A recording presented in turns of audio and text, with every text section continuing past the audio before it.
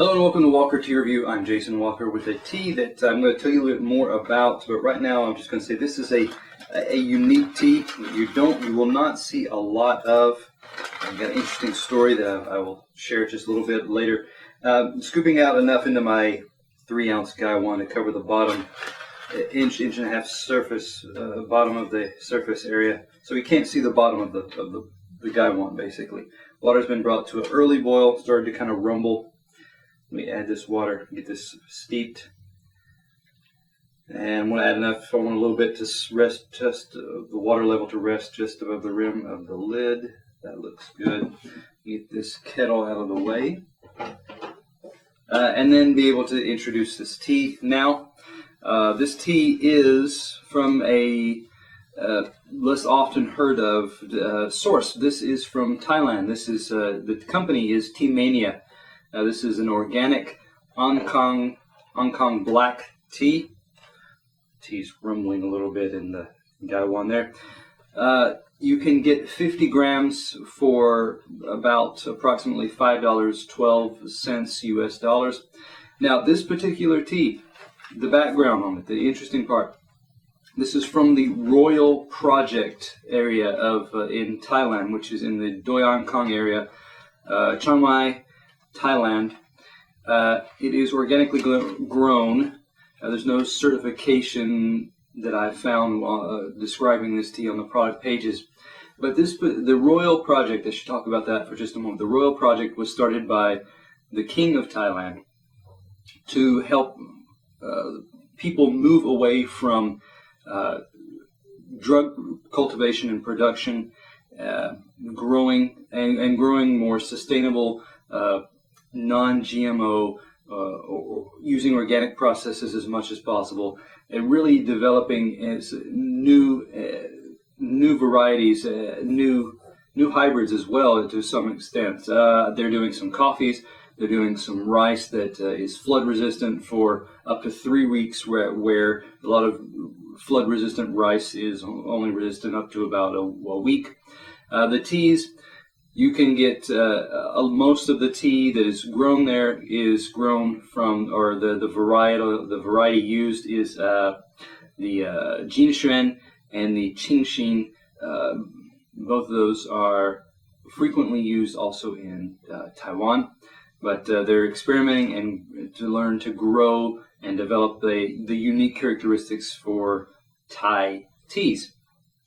So that being said, I'm going to go ahead and look at this tea, knowing that this tea, this tea is something that farmers in Thailand are learning to do better. Okay, let me give this a smell here.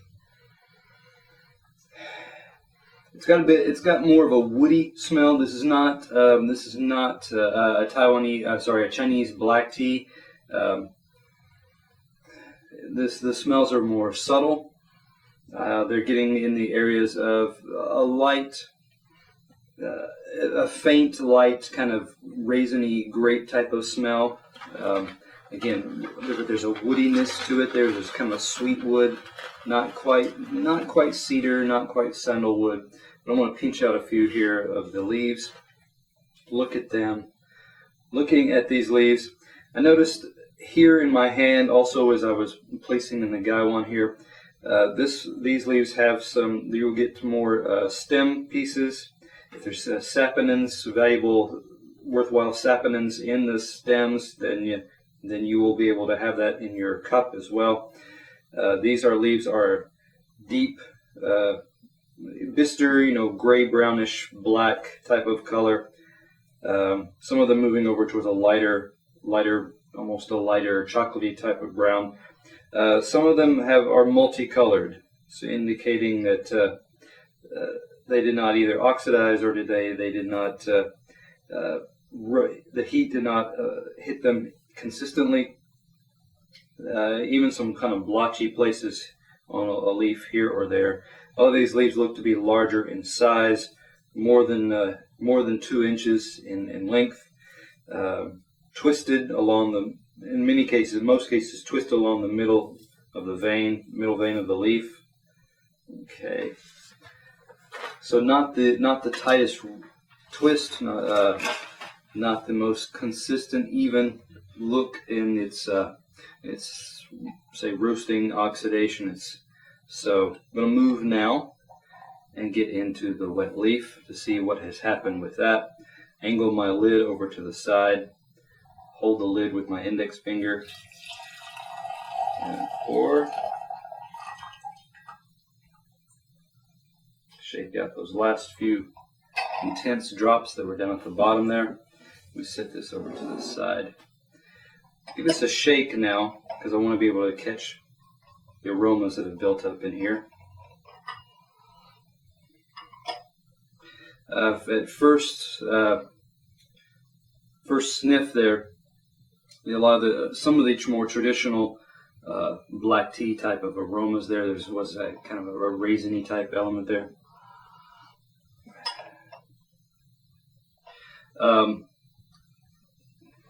Perhaps it's the mental knowledge in my head, but there is something that's more kind of Taiwan black going on here. There's a bit of a woody, again, still that woody note coming out,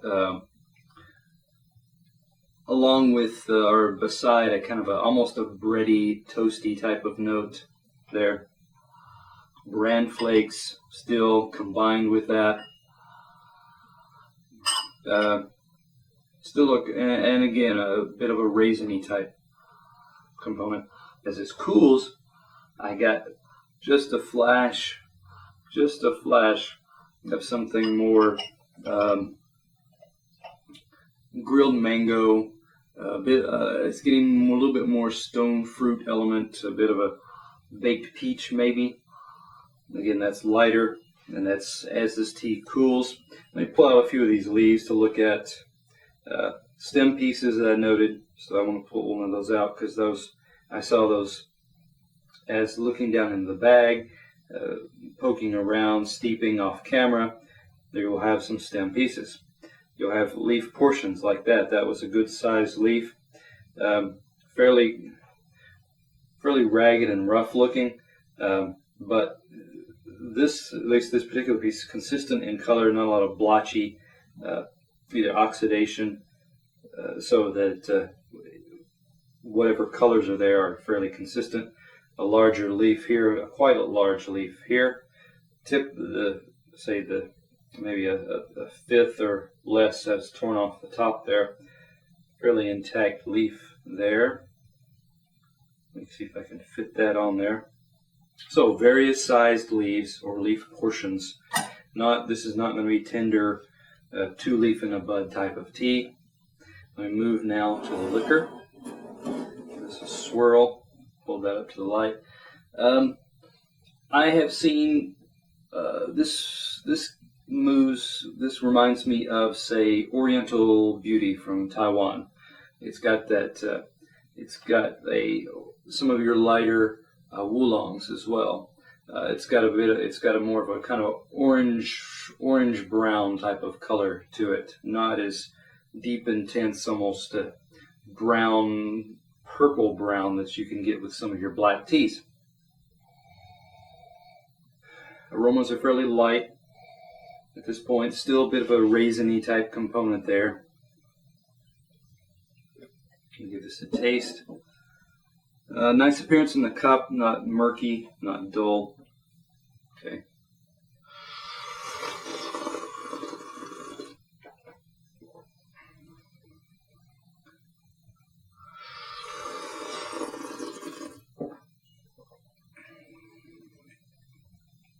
Raisiny, a little bit of that bran flake taste coming out as well. Sweetness, a gentle light sweetness, sits under the back portion underneath my tongue, kind of curls out into the sides of the jawbone area back here in my mouth, moves underneath the tongue towards the front of the mouth, and then kind of comes over the sides. So it does have some positive sensations to it.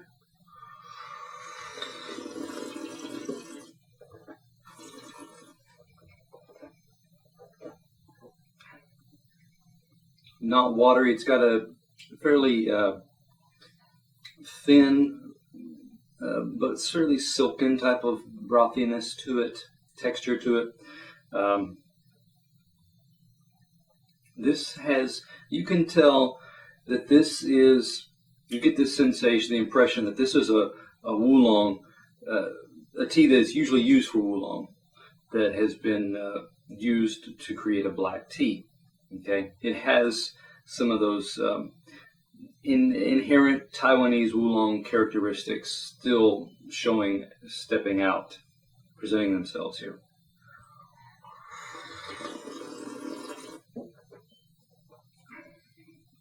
If I had to relate it to something else that may be more familiar to people, I would put it, in that realm of an Oriental beauty that's been kind of extra long oxidized, something like that, or a Formosa fancy kind of taste there.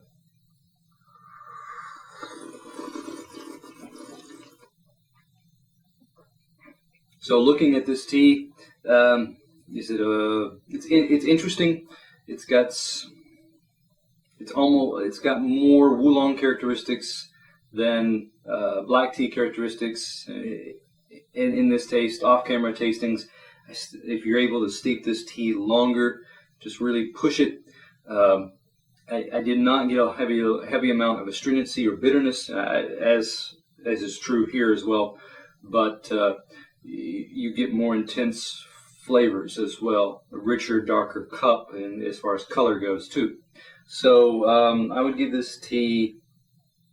I'd give this tea probably an 87. Some interesting components. It's hard. I would say it's hard to mess up as far as steeping too long, kind of thing. And an interesting story behind it, I should say, and a way to support people who are trying to move beyond. Move into a new kind of life and a better kind of life. So if you want to support the Royal Project in Thailand, this could be a way to do that. So come back to Walker Tea Review to find out about the interesting teas, the people behind teas, and how your choices of tea influence them and yourself.